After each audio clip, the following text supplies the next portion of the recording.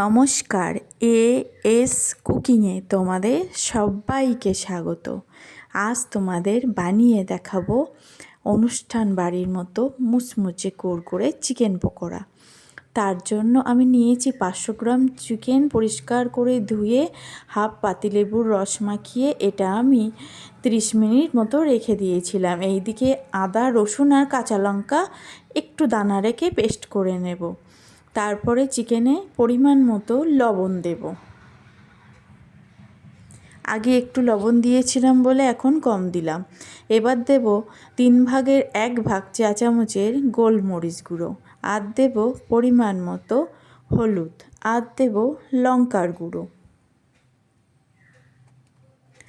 ভিডিওটা ভালো লাগলে অবশ্যই লাইক, শেয়ার, কমেন্ট করে জানিও কেমন হলো। আর একবার অবশ্যই এইভাবে বাড়িতে বানিয়ে দেখো, কি দারুণ টেস্ট হয়। আদাটা আমি কুড়ে দিই চিকেন পকোড়ায়, কোড়া আদাটা না বেশি ভালো লাগে, মুখে পড়লে দারুণ একটা সেন্ট আর খেতেও খুব সুন্দর হয়। এবার দিলাম একটু গরম মশলার গুঁড়ো, আর অল্প একটু দেব চাট মশলা। বাড়িতে থাকলে দিও, নইলে দিতে হবে না। সেই কাঁচা লঙ্কা, রসুন এটা দানা রেখে পেস্ট করেছি সেটা দিয়ে দিলাম, আর দিলাম 2টো মোটা পেঁয়াজ কুচিয়ে নিয়ে একটু দানা রেখে পেস্ট করেছি, মানে বাটা মতন, একেবারে মিহি না। এইভাবে দিলে খেতে খুব ভালো হয়। এবার দেব 3 চামচ মতো টমেটো সস। এটা দিলে চিকেন পকোড়ার স্বাদটা আরও দ্বিগুণ হয়। এবার দেব বেসন। বেসনটা আমি নিয়েছি হাফ কাপ মতো, একটা পরিমাণ মতো দিতে হবে। এটা আমি টুকে নিলাম, যেহেতু এই সময় একটু পোকা লাগতে পারে, কোনো পোকা লাগেনি, অথচ টুকে দিয়েছি। ঠিক বেসনের 3 ভাগের 1 ভাগ দিলাম কর্নফ্লাওয়ার, আর 1 চা চামচ দিলাম বেকিং পাউডার, আর এখানে দেব হাফ চা চামচ মতো জোয়ান।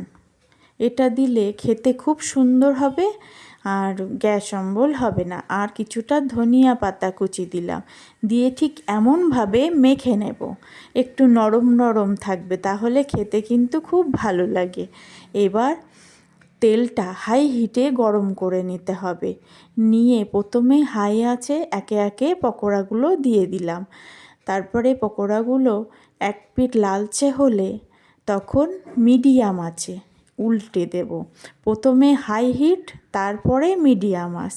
প্রথমে যদি হাই হিটে না দেয়া হয়, পকোড়াগুলো কোটিংটা ছাড়িয়ে যায় চিকেনের, ওই জন্য হাই হিটে দিয়ে তারপরে এক পিঠ উল্টে লো টু মিডিয়াম আছে এটাকে হাতে সময় ধরে এক ব্যাস 5 থেকে 6 মিনিট, তার একটু বেশি হলেও হবে, সময় ধরে ভাজতে হবে। তাহলে ভিতর থেকে জুসি, ভিতরে ওপরে খাস্তা মুচমুচে হবে এইভাবে ভাজলে।